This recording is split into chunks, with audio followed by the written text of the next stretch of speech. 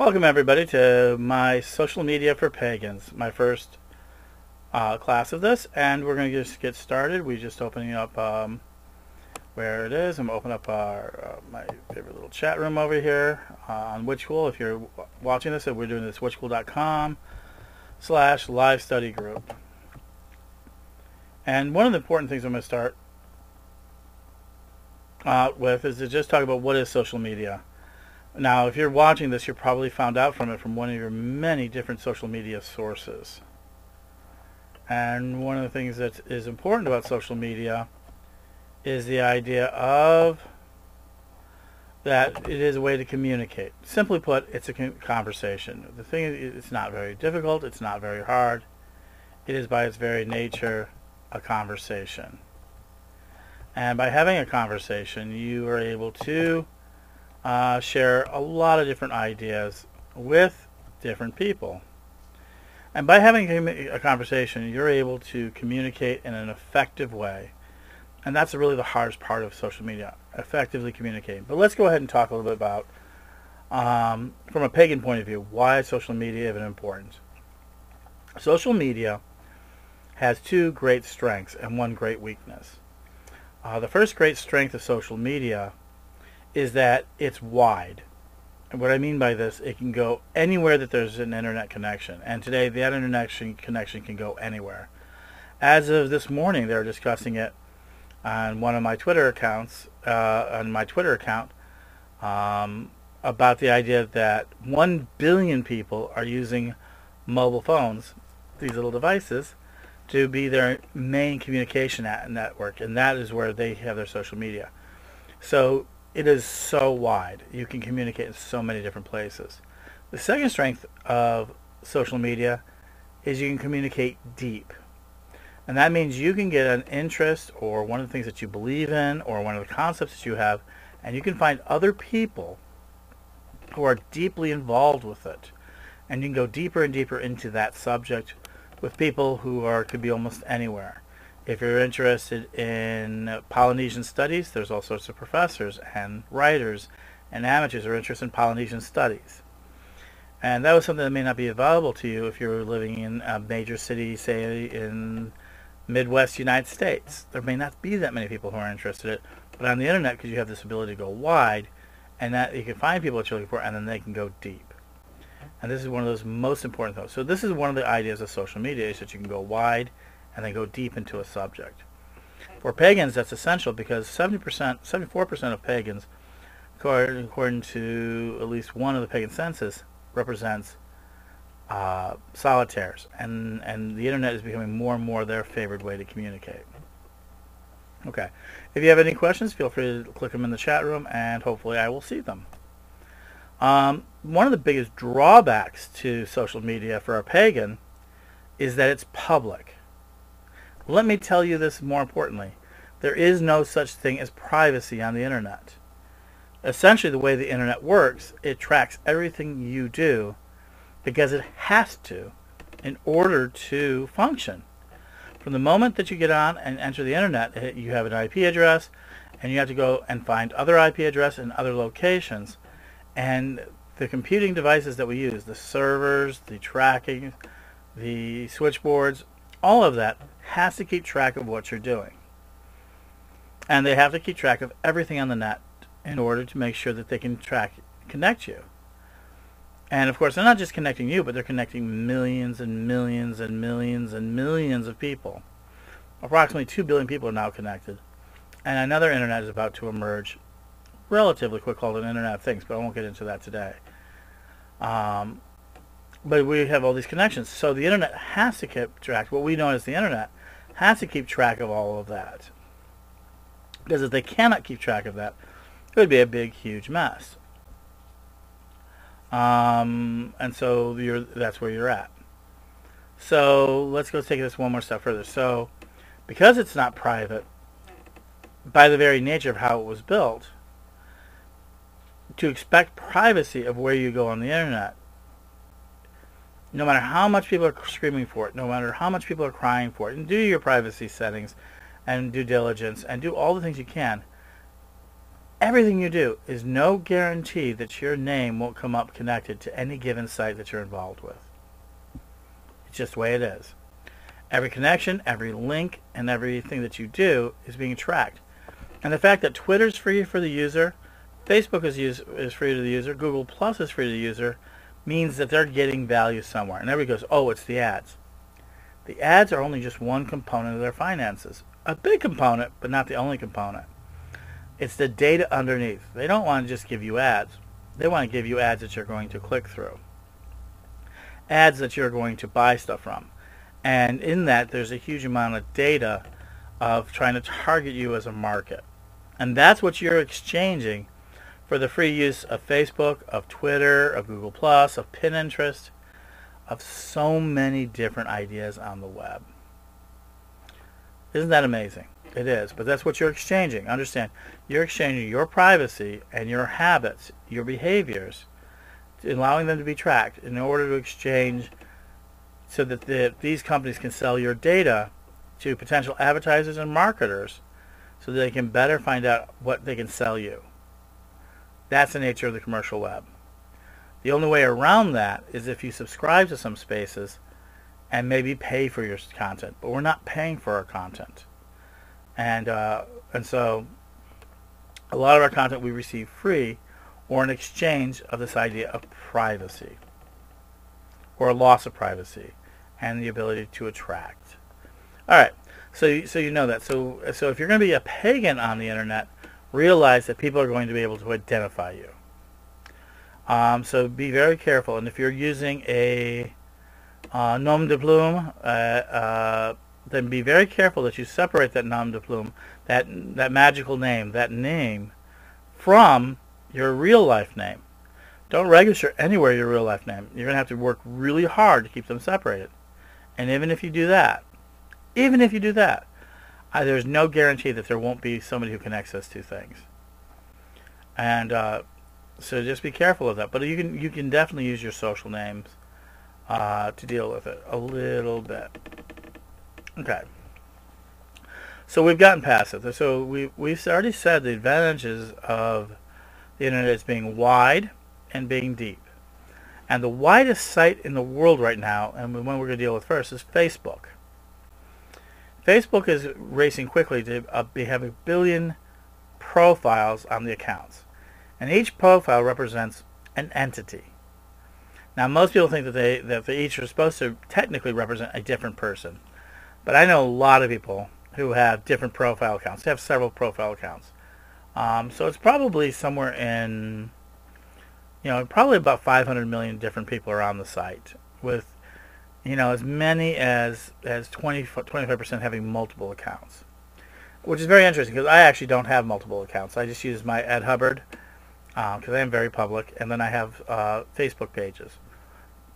That key page, your profile page, is your personal identity and now your personal timeline.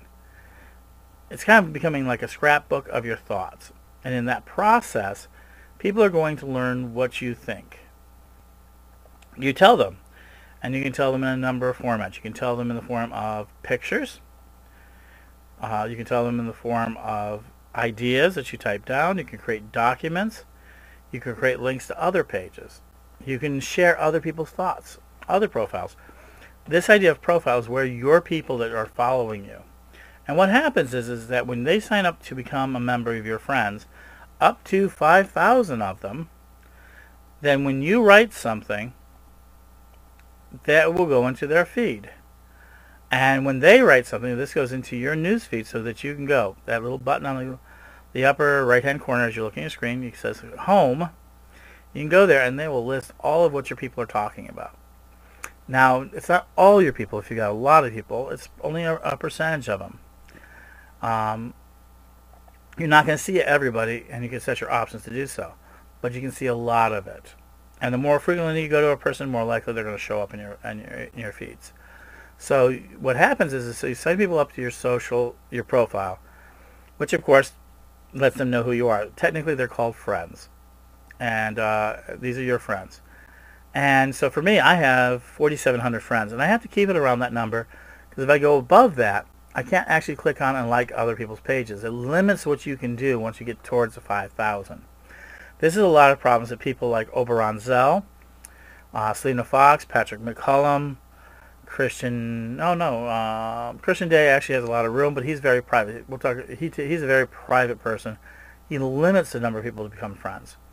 But people like Selena Fox, Oberon Zell, Patrick McCullum, Raven Digitalis, he's got a lot of friends. He's near his max. Christopher Penzek.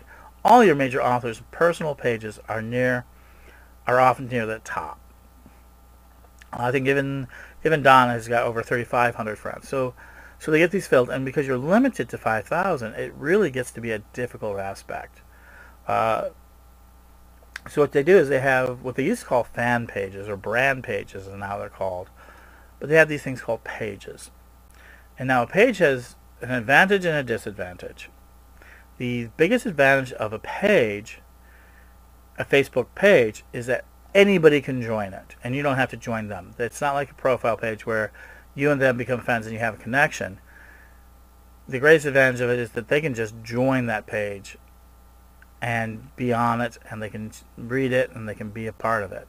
Unless you actively block them, anybody can join. That is a great advantage to a Facebook page. A disadvantage of the Facebook page is that it's another page that you have to deal with. You have to deal with this. You can't just let it sit there, because if you let it sit there, there's two things that will happen. And the most important thing that will happen is that the people who sign up to try to find out information from it will feel ignored, and they won't pay any attention to it. And the second thing that will happen is spammers or other people will come onto your page and start posting stuff to it. So you become looking like, well, not only did you neglect the page, you allowed me to get spam. Spam is a bad thing. Unless it comes out of a can and you're eating it, spam is a bad thing. And so when you're not paying attention to your Facebook page, then people feel ignored, which then hurts your social standing, and it sets you up to be looking like you're contributing to the spam problem. But after you get a Facebook page, one of the things you want to do is get something called a URL shortener or a Facebook shortener. And you do facebook.com/username. And once you get 25 people to sign up, and I help people do this all the time. My social media crowd is one of the most intelligent and socially active groups out on the net, and they love to help people out. They go out and get you 25 names. And if they don't really like your page, they're okay. They'll just unlike it, but it gives you this opportunity to get that. To get this username, and you make a name that's easier to use. If you want to give an example, my favorite, facebook.com/thewitchschool, and you go right there. It goes to a page where now there's over 11,227 people as of this morning are on that page, able to talk and share information. And this is where social media for pagans is important. The one thing you can do is you can find all these pages. Who are some of the biggest pages out there? Is Llewellyn, by far the biggest. The Witch School is pretty big, into the 11,000s. Selena Fox herself is pretty big. Pagans Tonight is over 5,000. World Witches Museum is over 22,000. Sacred Myths, the Wiccan Online College, has over 40,000 people on theirs. I was really surprised. I did not know that. There are a number of pages that have thousands. But even there, not all the pages have thousands. There's a lot of pages with just hundreds of people. And imagine that on a Facebook page, you can communicate with as many people on a Facebook page as if you went to a major festival. And then again, most major festivals also have a page that allow you to connect. So what's important for pagans is that once you get on this, that you can connect with people. And that's what makes Facebook such a powerful medium, is this ability to connect and the ability to share imagery. My Mystic Gems, if you check it out, facebook.com, My Mystic Gems. She uses it quite often, Marianne Kay. She uses it very often to do two major things. One, she shares the jewelry she's making or the imagery she's making. And second thing she does, she has this very strong and loving idea of peace. So she puts out a lot of peace messages to share with people. And people really enjoy them when she shares them, along with her pictures of jewelry. And of course, she also has a lot of squirrel pictures and cat pictures. And because people like squirrels and cats. And so she shares this love of that. So her wide thing is that she's an artist. But her deep thing is that she loves to share her images. She loves the animals, and it shows really in her things. She loves a good joke. And on further step, it shows that she has a real deep interest in people, and that's her deep. And because of it, she can connect. Not only does she connect right there on Facebook, she also connects on Twitter. She connects on her Pagans Tonight show, which is on Mondays. She can share information. And not only does she share her information on that My Mystic page, she shows jewelry from other people's pages. This is a great example of a small business owner utilizing their Facebook page as someone to reach a wide audience, as wide as she can reach, and also a deep audience with those who share her ideas in a very simple way. Now, let me take another page that I really like, facebook.com/World of Witches. And it's really the World of Witches Museum page.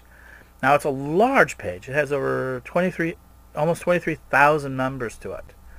And what it does every day, it only talks about the museum. It tells who's in the museum every day, what readers are available, what ideas are available.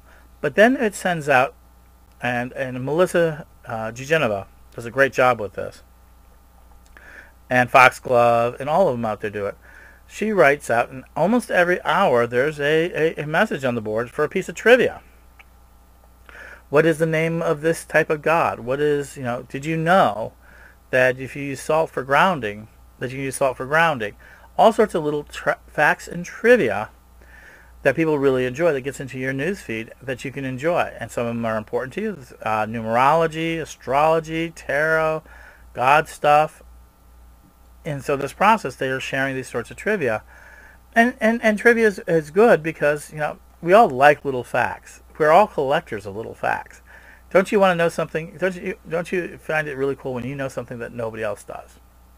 Well, with the internet, you can pick up little pieces of it, and that's one thing that Facebook does. So the next thing that happens is that one of the other things it does, it also then shares another set of information. It's events that are happening, and it then shares what is it selling. They have started a witch school store, and they're in charge of it there. So they're always kind of putting out things that are on their eBay site. So because people don't want to be sold. They don't mind seeing things that you're selling. They don't even mind advertising. But if all you're doing on Facebook is advertising, they're going to drop you. They want to have more. You have to give them content. And content is truly important on all social medias. And sometimes the content has to be honest. It has to be something that they're interested in and matches your page. What do you expect from the World of Witches Museum? You want facts about history. You want trivia. That's what you want from it. And you may never visit the museum or never actually go to it, but you have a great sense of their mission from their Facebook page. Other sites do this. Llewellyn, facebook.com/Llewellyn Books. Is another great. They say they're always trying to sell you books, but they're also giving you great information. They're telling you what's in the books. They're telling you facts about the books. So that's what their mission is. So each site has a different set of things. Now, if you come to my personal profile page and subscribe to it, which is a new feature, you don't have to. We can't necessarily be friends, but you can subscribe to it. You get all sorts of where my stream of thought things that are happening in my pagan world, my social media world, my transhumanist world, as well as my constant mind experiments into social media. And people who come to my page want to know what I'm thinking, and heaven help all of us for that. But they also want to know what I'm thinking and what's important to me. And that page is really important because I'm able to get news out. And what I think is crucially important, as well as sometimes kind of the weirdest things. I talked about this. So if you heard about it, you probably heard about it. So Facebook represents this way to gather into a community. The last thing I would say about Facebook is that for pagans, there's a lot of groups on. We have a witch school group. And you have to join it. And groups are interesting because they're a way to exchange information and get into it. And there are hundreds and hundreds and hundreds of groups. I mean, and I want to say thousands and thousands, but I'm not sure of that are dealing with paganism. There's, the witches beginners thing, so it can be. And some of these groups range from a couple of 10s, 20, 30, 40 people to the Witch School Facebook group, which is into the thousands. And I know there are groups out there that are probably into the tens of thousands. And this is a way to share information across the board. And these groups can be public or private. And so in social media, you have this so in social media, you have this thing with Facebook that's wide, that can be deep, that through your profile that you can talk about yourself, through your pages, you can talk about specific ideas, and through your groups, you can have increased communication. These are essential tools to stay connected, especially if you're a solitaire and you're feeling isolated.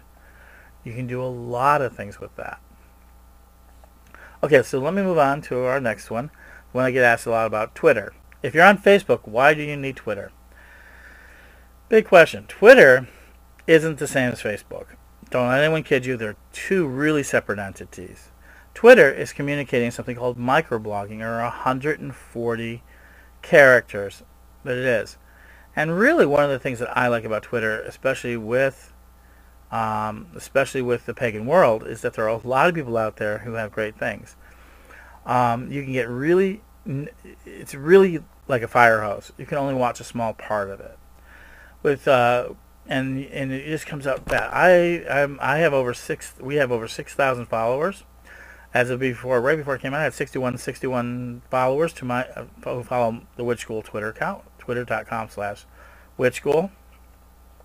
And we follow about 600 people in the community. Gleam Chaser at Gleam Chaser is one. Wild Hunt Blog, Llewellyn Books.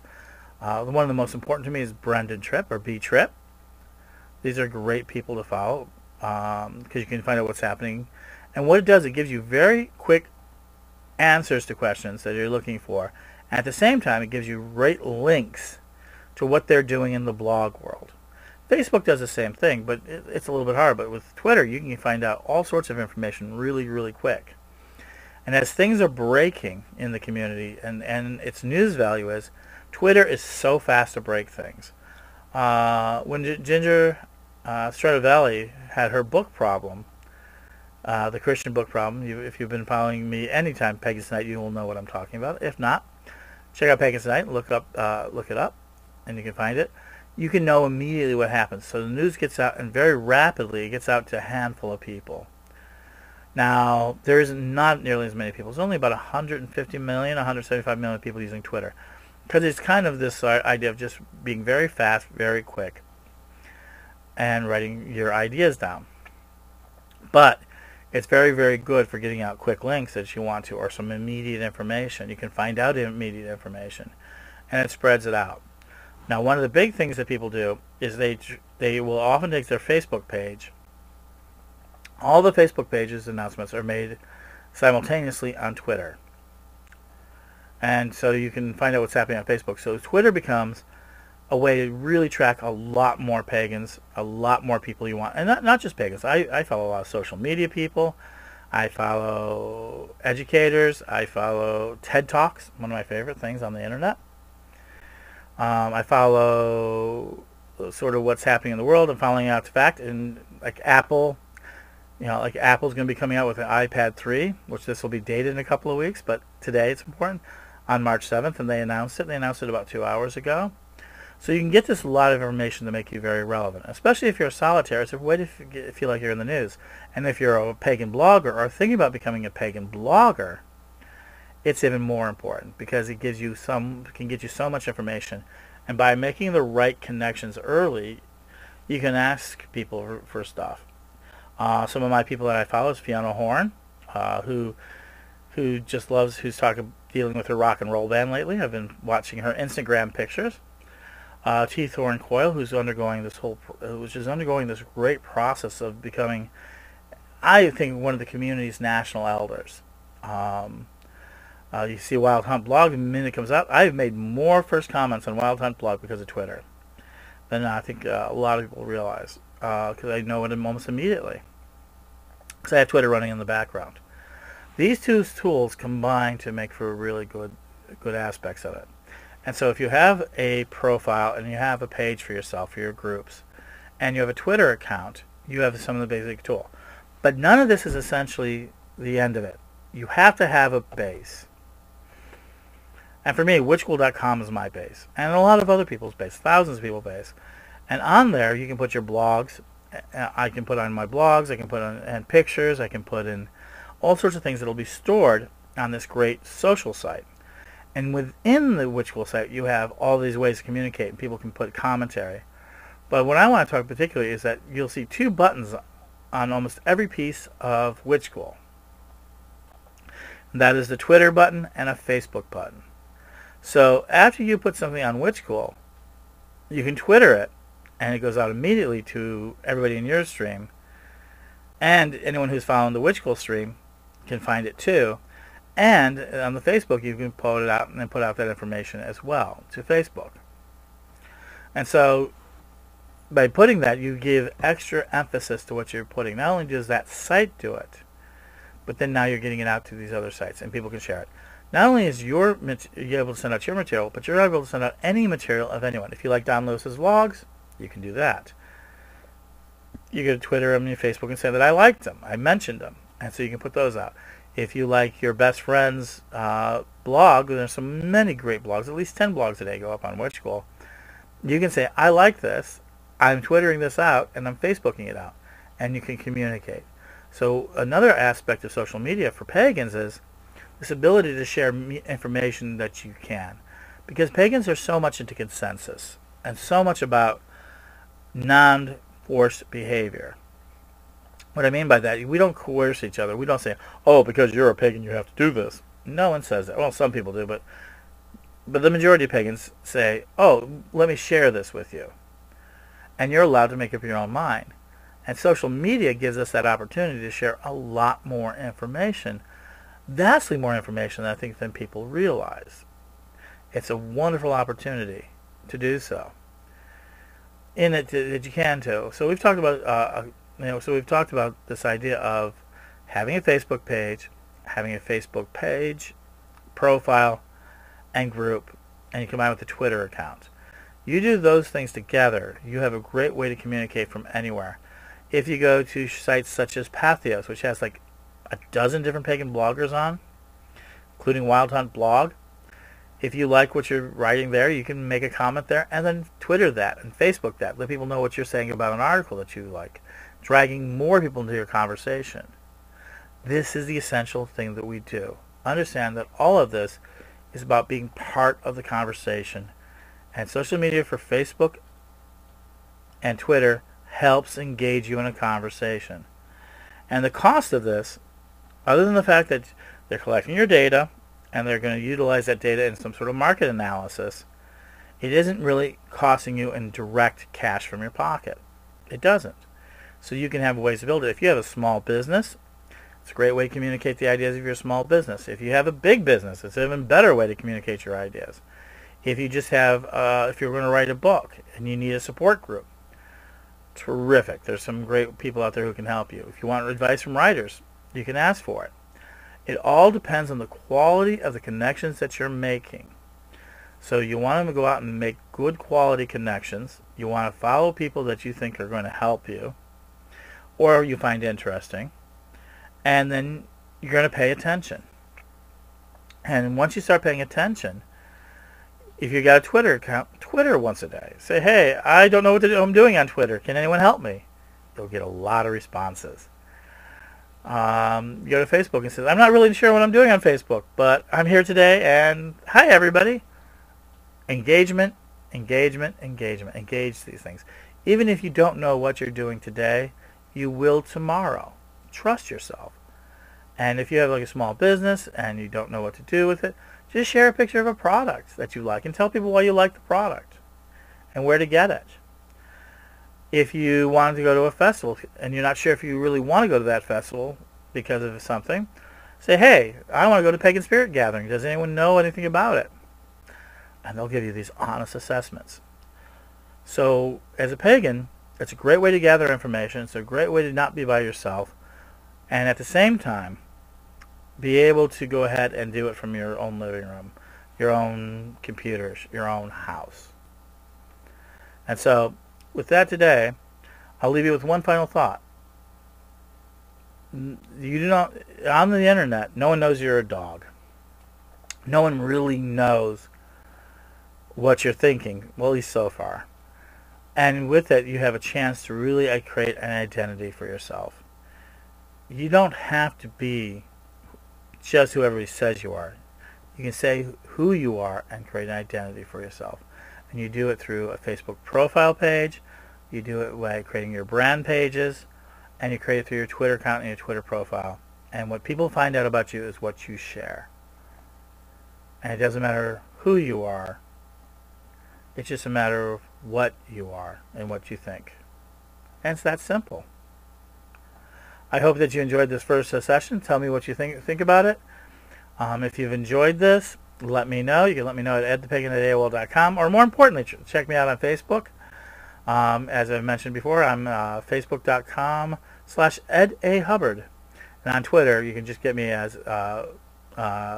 Witchcool. Twitter.com/Witchcool. And you can just join me there and keep apprised of what we're going to do. I'm going to try this again when I have the next thing. The next thing I'm going to try to conquer is a little bit more about Google+. Well, thank you, and have a blessed day.